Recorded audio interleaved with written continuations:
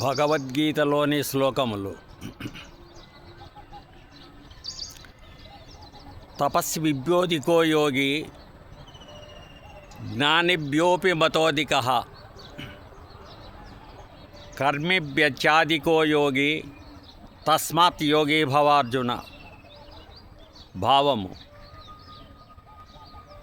ఓ అర్జున, యోగి అనువాడు తపస్సులు చేసేవారి కంటే, శాస్త్రజ్ఞానము కలవారి కంటే, అగ్నిహోత్రాది కర్మలు చేసేవారి కంటే శ్రేష్ఠుడు. కావున నీవు యోగివి కమ్ము. ఉద్ధరేదాత్మ నాత్మానం నాత్మానమవసాదయేత్ ఆత్మైవ హ్యాత్మనో బంధురాత్మైవ రిపురాత్మనః. భావము: ఎవరిని వారే ఉద్ధరించుకోవాలి, అంతేకాని హీనమైన పనులు చేసి ఆత్మను కించపరచకూడదు.